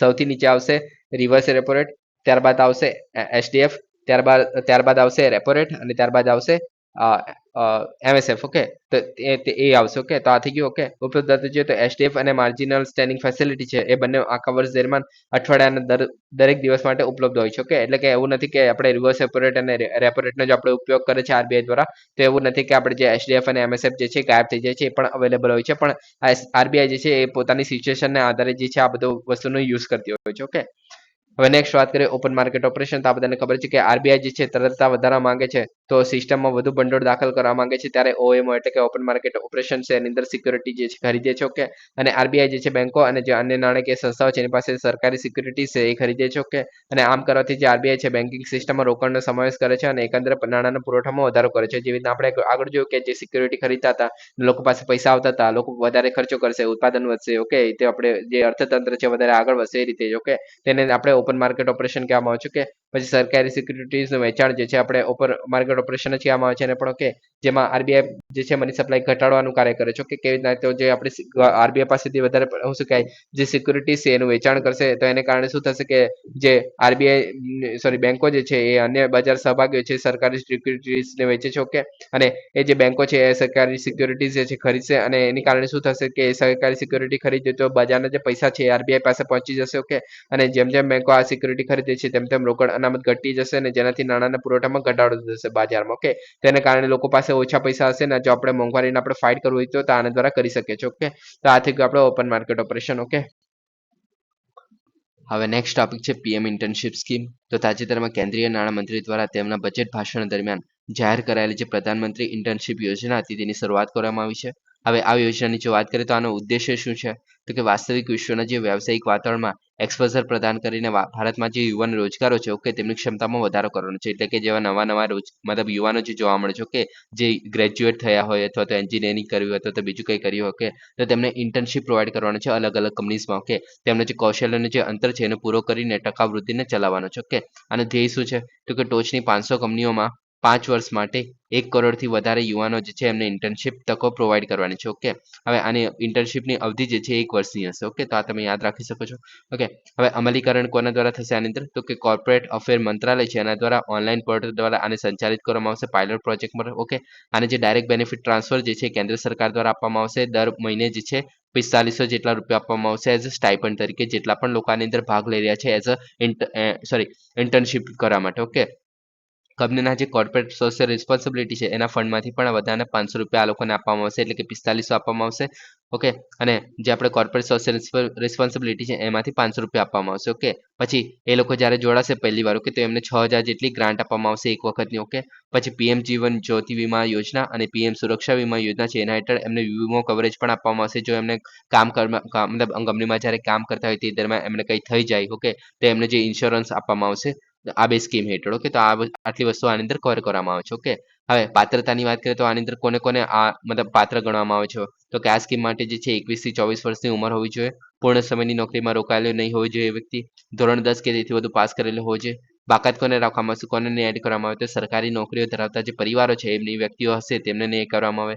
અનુસ્નાતક લોકો છે તેમને આની અંદર એડ નહીં કરવામાં આવે. પ્રીમિયમ સંસ્થાઓ જેમ કે આઈઆઈટી, આઈઆઈએમ, આઈઆઈએસસીઆર છે એના સ્નાતકો અને જે ચાર્ટર્ડ એકાઉન્ટ અથવા તો સીએમએચ, ઓકે, તે એવી લાયકાત ધરાવતા જે લોકો છે તેમને આની અંદર એડ નહીં કરવામાં આવે.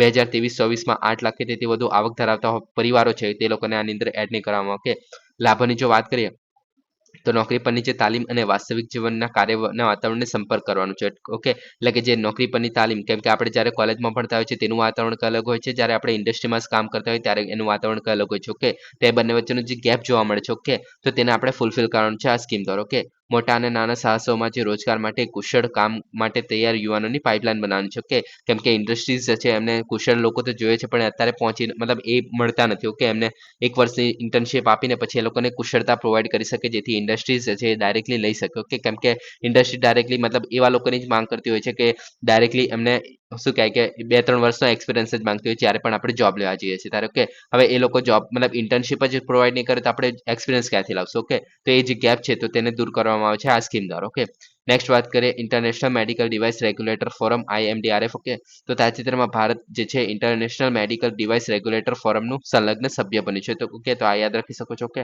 હવે IMDRF ની જો આપણે વાત કરીએ તો આપણે 2011માં એની સ્થાપના કરવામાં આવેલી. ઓકે, એનો હેતુ જે છે આંતરરાષ્ટ્રીય તબીબી ઉપકરણના નિયમનકારી સુમેળ અને સંપાદને અપનાવવાની પ્રક્રિયાને વેગ આપવાનો છે. એટલે કે આપણે જે આંતરરાષ્ટ્રીય લેવલ પર અલગ અલગ જે આપણે સ્ટાન્ડર્ડ જોવા મળે છે, જેમ કે આપણે ઇન્ડિયાની જો વાત કરીએ તો ડ્રગ્સ માટેની જે આપણે central drug standard control organisation છે. ઓકે, CDSCO જે આપણે કહીએ છીએ. ઓકે, તે મેડિકલ ડિવાઇસના રેગ્યુલેટર સિસ્ટમ તરીકે કામ કરે છે. ઓકે, તેવી રીતના અલગ અલગ જે દેશોમાં જેમ કે આપણે USA છે, ઓસ્ટ્રેલિયા છે, Canada, European union, Japan, United Kingdom, Brazil, Russia, ચીન અને દક્ષિણ કોરિયા, સિંગાપુર. ઓકે, તો આ બધા જે દેશો છે તેમના અલગ અલગ એક નિયમનકારી સત્તાઓ હશે અને આપણને તમને મતલબ એકવાર આપણે ડિસ્કસ કરેલું છે મેડિકલ ડિવાઇસ માટે એક એશિયા માટે અલગ છે અને યુરોપ માટેનું જે મેડિકલ ડિવાઇસનું સ્ટાન્ડર્ડ સેટ કરે છે. ઓકે, તો તે અલગ છે. ઓકે, એવી રીતના બે અલગ અલગ બોડી જોવા મળે છે. ઓકે, તો તે વસ્તુ આપણે એક આંતરરાષ્ટ્રીય લેવલ પર એક આપણે માનાંક સેટ કરી શકીએ ભાઈ કે આ મેડિકલ ડિવાઇસ હોય તો તેનું આ લેવલ હોવું જોઈએ, કે આ સ્ટાન્ડર્ડ હોવું જોઈએ. ઓકે, તો તે જે આપણે સેટ કરવામાં આવશે આના દ્વારા. ઓકે, પછી આ જે છે આની અંદર કોણ કોણ સભ્ય છે તો કે અલગ અલગ દેશોના જે નિયમનકારી સંસ્થાઓ છે તે અને વિશ્વ આરોગ્ય સંસ્થા. ઓકે, WHO જે આપણે કહીએ છીએ તે જે છે આપણે રેગ્યુલેટર તરીકે કામ કરે છે. ઓકે, આપણે ઇન્ડિયામાં. ઓકે, આગળ વાત કરીએ સભ્યપદના લાભો તો કે વૈશ્વિક સ્તરે નિયમનકારી જરૂરિયાતને સુમેળ કરે છે, ઉત્પાદકો માટે જટિલતાને ઘટાડે છે. ઓકે, પછી સહયોગને પ્રોત્સાહન આપીને નિયમનોને સુમેળ બનાવવા માટે જાહેર આરોગ્ય સુરક્ષા કરે છે. ઓકે, અને નવીનતાને સમર્થન આપે છે અને નવા તબીબી ઉપકરણો છે એની સમયસર પહોંચની ખાતરી કરે છે. ઓકે, તો આટલા કામ કરવામાં આવે છે. ઓકે, મતલબ આટલા લાભો થાય છે જો આપણે આની અંદર જોડાઈએ તો. ઓકે, પછી ભારત માટે શું મહત્વ છે તો કે સહભાગી બનશો આપણે IMDRF માં તો આપણને જે અન્ય નિયમનકારો સાથે તકનીકી વિષયો પર માહિતીનું વિનિમય થશે. એટલે કે અલગ અલગ જે ડિવાઇસીસ છે એમને જે તકનીકી વિષયો છે તેના પર આપણને નોલેજ મળશે. ઓકે, પછી નવીનતમ તબીબી ઉપકરણ નિયમનકારી વ્યૂહરચના અને વલણો પર ચર્ચાઓ થશે. ઓકે, અને ભારતમાં જે અનુભવો અને દ્રષ્ટિકોણ પર પ્રતિસાદ આપવામાં આવશે. ઓકે, એટલે કે આપણે શું સુધારવાની જરૂર છે અથવા તો આપણે ભારત દ્વારા વિશ્વને શું આપણે પ્રોવાઈડ કરી શકીએ છીએ તે બધું આપણે જોવા મળે છે. ઓકે, આનાથી અસર શું થશે તો કે central drug standard control organisation જે આપણે CDSCO તરીકે ઓળખીએ છીએ તેની જે મેડિકલ ડિવાઇસ રેગ્યુલેટરી સિસ્ટમને મજબૂત બનાવશે. ઓકે, કેમ કે આપણે એક સ્ટાન્ડર્ડ સેટ કરી રહ્યા છે એઝ આપણે ઇન્ટરનેશનલ લેવલનું. ઓકે, પછી જાહેર આરોગ્ય અને સલામતી સુનિશ્ચિત કરવા માટે ઉભરતા તકનીકી પડકારોને ઉકેલવામાં મદદ મળશે. ઓકે, અને ભારતમાં જે મેડિકલ ડિવાઇસ રેગ્યુલેશન છે અને આંતરરાષ્ટ્રીય માન્યતાનો હેતુ મળશે. ઓકે, તો આ જે છે આપણે એક રીતે ફાયદો થશે કેમ કે આપણને આંતરરાષ્ટ્રીય માન્યતા મળશે આપણા જે ઇન્ડિયામાં ડેવલપ કરેલા જે મેડિકલ ડિવાઇસીસ છે તેને. ઓકે, એટલે કે બીજા દેશો પણ આપણી પાસેથી ખરીદી શકે છે જો આપણે ઇન્ટરનેશનલ લેવલના હશે તો. ઓકે, આગળ વાત કરીએ સૂર્યગ્રહણ. તો 2 ઓક્ટોબરના રોજ દક્ષિણ અમેરિકાના જે ભાગોમાં વલયાકાર સંપૂર્ણ ગ્રહણ જોવા મળ્યું હતું. જ્યારે દક્ષિણ અમેરિકા, એન્ટાર્કટિકા, ઉત્તર અમેરિકા, એટલાન્ટિક મહાસાગર અને પેસિફિક મહાસાગરમાં આંશિક સૂર્યગ્રહણનું દૃશ્યમાન થયું હતું. ઓકે. હવે આમાં 2 પ્રકારનું મતલબ સૂર્યગ્રહણ જોવા મળે છે. ઓકે. મતલબ ઘણા બધા પ્રકાર છે, એના વિશે પણ જોઈએ આપણે ઉપર. પહેલા સૂર્યગ્રહણ કોને કહેવાય છે કે જ્યારે ચંદ્ર જે છે એ પૃથ્વી અને સૂર્યની વચ્ચે આવી જાય છે, ત્યારે આ સૂર્યગ્રહણ જોવા મળે છે. ઓકે. ચંદ્ર સૂર્યના પ્રકાશને સંપૂર્ણપણે અથવા તો આંશિક રીતે જે અવરોધે છે. ઓકે. જે પૃથ્વીના ભાગ ઉપર પડછાયો નાખે છે. ઓકે. તેને આપણે સૂર્યગ્રહણ કહીએ છીએ. ઓકે. તમે જોઈ શકો છો આની અંદર કે આ જે પેનુબ્રા છે. ઓકે. તો એ જે છે પાર્શિયલ શેડો એટલે કે જે આ તમે થોડો ઝાંખો ભાગ જોઈ શકો છો. ઓકે. તો તેને કહેવામાં આવે છે આ ઝાંખો ભાગ તમે જોઈ શકો છો અહીંયા. ઓકે. તો આટલો જે ભાગ છે તેને આપણે પેરિનુબ્રા કહેવામાં આવશે અને ઉમ્બ્રા કહેવામાં આવશે જ્યારે જે ચંદ્રનો જે છે સંપૂર્ણ મતલબ પડછાયો જે છે કોઈ એક પર્ટિક્યુલર ભાગ પર પડે છે. જેમ કે આપણે આગળ જોયું કે અહીંયા જે આપણે દક્ષિણ અમેરિકા છે ત્યાં આપણે પૂરેપૂરું જે આપણે ભાગોમાં વલયાકાર સૂર્યગ્રહણ જોવા મળેલું. કે જ્યારે બીજા બધા ભાગોમાં આંશિક જે છે એ સૂર્યગ્રહણ જોવા મળેલું. કે એવી રીતે છે. ઓકે. હવે મુખ્ય મુદ્દાની વાત કરીએ આની અંદર, તો કે માત્ર નવા ચંદ્ર દરમિયાન જ થાય છે. ઓકે. જે આપણે ન્યુમન કહે છે. જ્યારે ચંદ્ર અને સૂર્ય જે છે પૃથ્વીને એક જ બાજુએ ગોઠવાય છે. ઓકે. તમે જોઈ શકો છો કે ચંદ્ર અને જે સૂર્ય છે. ઓકે. એ એક જ બાજુએ છે. તો ત્યારે આ થશે. ઓકે. આવર્તન જોઈએ તો વર્ષમાં 2 થી 5 વખત થાય છે, પણ આ કેમ આપણને દેખાતું નથી? તો કે ચંદ્રની ભ્રમણકક્ષા અને જે સૂર્યની આસપાસની જે પૃથ્વીની ભ્રમણકક્ષા છે એની તુલનામાં લગભગ 5 ડિગ્રી જેટલી નમેલી છે. ઓકે. એને કારણે જ્યારે આપણે આવી રીતના લાઈનમાં તો આવે છે. ઓકે. પણ જે ચંદ્રનો જે પડછાયો છે કે એ ઘણીવાર પૃથ્વીને ચૂકી જાય છે. ઓકે. એને કારણે પૃથ્વી પર નહીં પડીને પછી સાઈડમાં જતો રહે છે. ઓકે. તો એને કારણે આપણને જે સૂર્યગ્રહણ છે વારે ઘડીએ નથી જોવા મળતું. ઓકે. હવે સૂર્યગ્રહણના પ્રકારની વાત કરીએ તો કુલ સૂર્યગ્રહણ જોવા મળે છે. જેમ કે ચંદ્ર જે છે સૂર્યની સંપૂર્ણપણે આવરી લે છે. ઓકે. તો તેને આપણે કુલ સૂર્યગ્રહણ કરશું, જેમાં આકાશ અંધારું થઈ જશે. સૂર્યનો કોરોના છે જે બાહ્ય વાતાવરણ વાળો ભાગ છે તો તે જ દેખાશે. ઓકે. પછી વલયાકાર સૂર્યગ્રહણ, તો એમાં ચંદ્ર જે છે સૂર્યને આવરી લે છે. ઓકે. પરંતુ તેને સંપૂર્ણપણે અવરોધિત કરવા માટે પૃથ્વીથી ઘણો દૂર હોય છે. ઓકે. એને કારણે જે રિંગ ઓફ ફાયર અને અસર બનાવે છે એટલે કે જે આપણો સૂર્ય હશે. ઓકે. તો આપણે ચંદ્ર આવી જશે તો એ જ છે એક રીતે મતલબ ચંદ્ર તો ગોઠવાશે પણ એની આજુબાજુને થોડો નામનો વિસ્તાર છે જેને આપણે કોરોના વાતાવરણ કહે છે. ઓકે.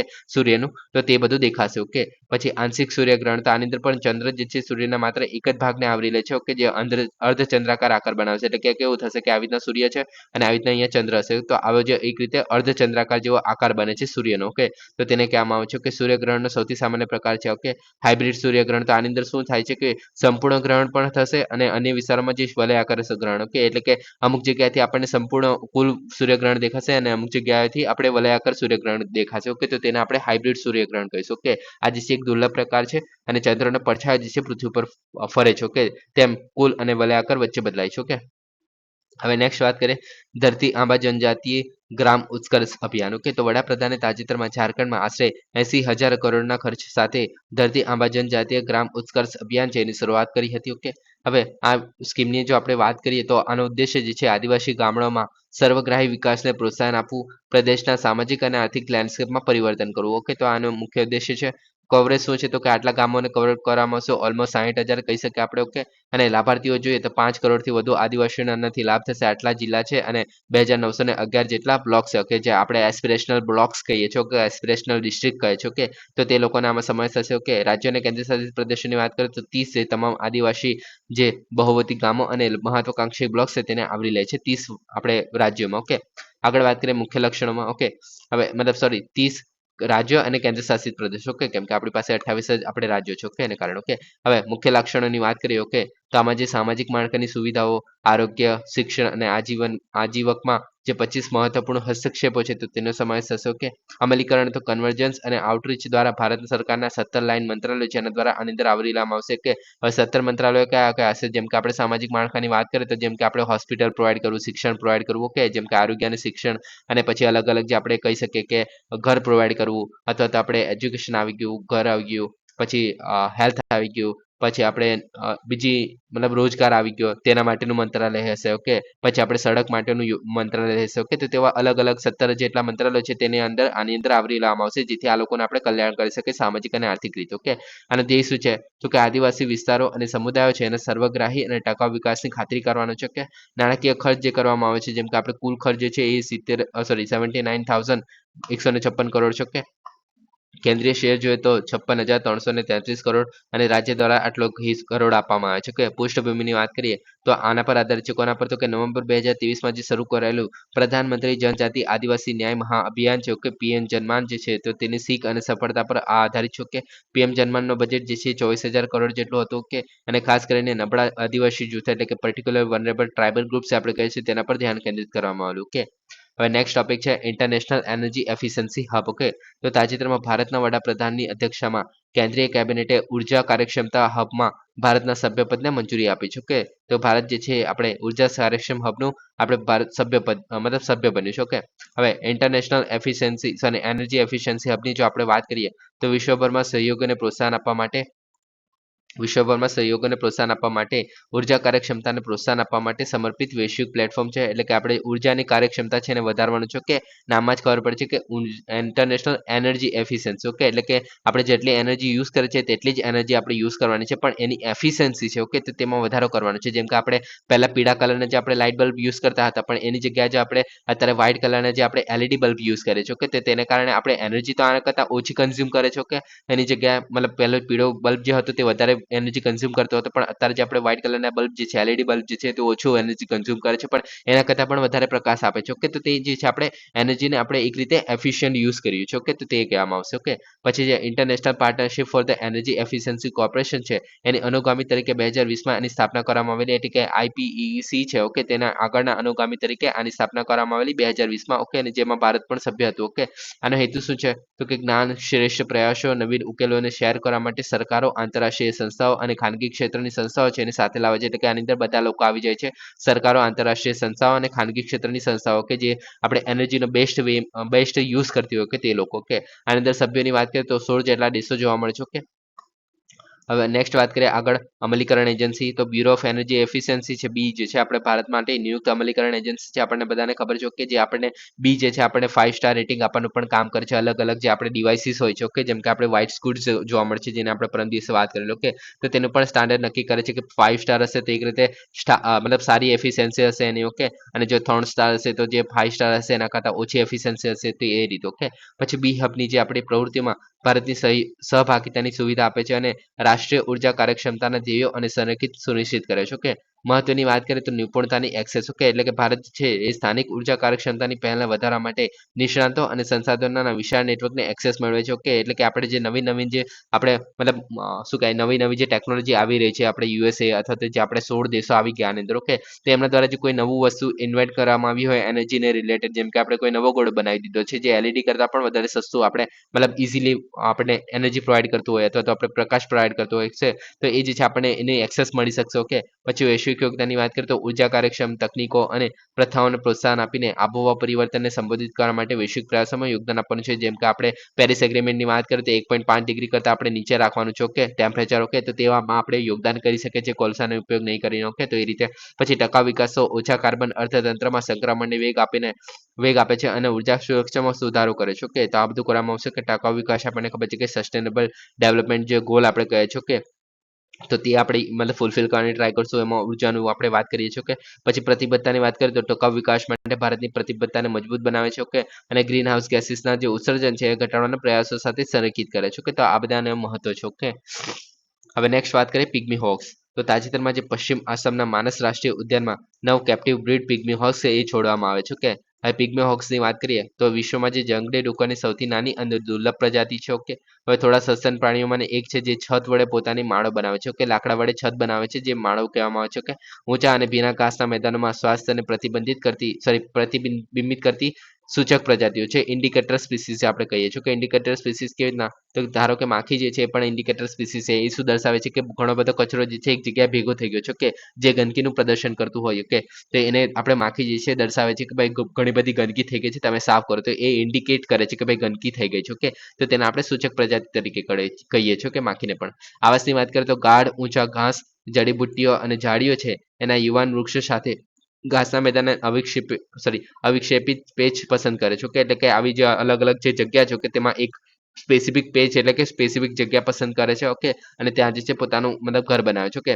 હાલમાં જોઈએ તો માનસ ટાઈગર રિઝર્વ આસામમાં સદ્દર જંગલી વસ્તી છે તો એ ત્યાં જોવા મળે છે. ઓકે, સંરક્ષણ સ્થિતિની વાત કરીએ તો IUCN ગંભીર રીતે જોખમમાં મુકાયેલું કે એટલે કે ક્રિટિકલી એન્ડેન્જર્ડમાં મુકાયેલું છે. ઓકે, અને વન્યજીવ સંરક્ષણ અધિનિયમ 1972 મુજબ અનુસૂચિ વનમાં છે. ઓકે, હવે વાત કરીએ માનસ નેશનલ પાર્ક વિશે. ઓકે, તો એનું સ્થાન જે છે આસામ ભારતમાં આવેલું છે. કે ભૂતાનમાં રોયલ માનસ નેશનલ પાર્ક છે એના સાથે સંલગ્ન છે. ઓકે, હોદ્દે જોઈએ તો રાષ્ટ્રીય ઉદ્યાન છે, યુનેસ્કો નેચર વર્લ્ડ સાઇટ પણ છે, પ્રોજેક્ટ ટાઈગર અહીંયા રિઝર્વ છે. ઓકે, હાથી અનામત અને બાયોસ્ફિયર રિઝર્વ તો આટલા એના આપણે એક રીતે શું કહેવાય માનવામાં આવે છે કે માનસ નેશનલ પાર્ક તમે અહીંયા જોઈ શકો છો. આ જે છે આસામમાં આવેલું છે. ઓકે, બીજા બધા પણ જેમ કે કાઝીરંગા છે, પછી દિબ્રુ સાઈખોવા જે નેશનલ પાર્ક છે, પછી નામેરી નેશનલ પાર્ક છે, ઓરંગ નેશનલ પાર્ક છે. ઓકે, તો તે બધા આવેલા છે. અહીંયા સૌથી વધારે દુનિયાના સૌથી વધારે રાઇનો જોવા મળે છે. ઓકે, નદીઓની વાત કરીએ તો માનસ નદી ઉદ્યાનમાંથી પસાર થાય છે. આપણને બધાને ખબર છે. વનસ્પતિની વાત કરીએ તો પેટા હિમાલય ગ્રાસલેન્ડ ઇકોસિસ્ટમમાં બાકી રહેલા છે કેટલાક સૌથી મોટા ઘાસના મેદાનો ધરાવે છે. ઓકે, પ્રાણી સૃષ્ટિની વાત કરીએ તો દુર્લભ અને ભયંકર વન્યજીવ જેમ કે આસામમાં છતવાળો કાપજો,